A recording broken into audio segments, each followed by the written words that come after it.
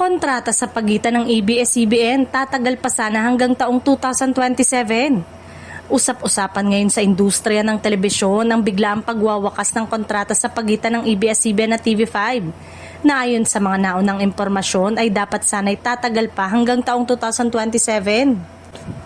Gayunpaman, kaagad itong tinapos dahil umano sa malaking pagkakautang, isang dahilan na ngayon ay mas lalong ikinagugulat ng marami.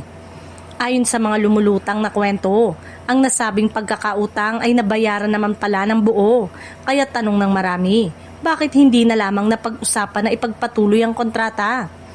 Para sa ilang industry insiders, tila may mas malalim pang dahilan kung bakit nauwi agad sa termination sa halip na renegotiation.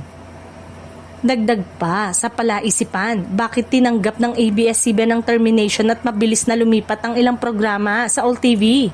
May mga nagsasabing praktikal na desisyon umano ito ng Kapamilya Network upang masiguradong tuloy-tuloy ang pagpapalabas ng kanilang mga programa, lalo na sa gitna ng pabago-bagong landscape ng Free TV. Mas lalong umiinit ang espekulasyon ng kumalat ang balitang hindi raw aware si Mr. Manny V. Pangilinan na termination na pala ng kontrata sa ABS-CBN ang kanyang napirmahan.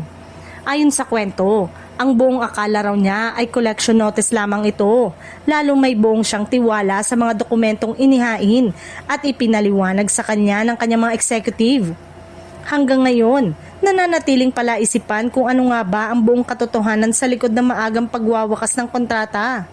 Totoo nga bang nagkaroon ng miscommunication sa pinakamataas na antas ng pamunuan o isa lamang itong bahagi ng mas malawak na pagbabago sa estratehiya ng mga network? Sa ngayon, patuloy na nag-aabang ang publiko sa susunod na kabanata ng kontrobersyang ito na yumanig sa industriya ng telebisyon.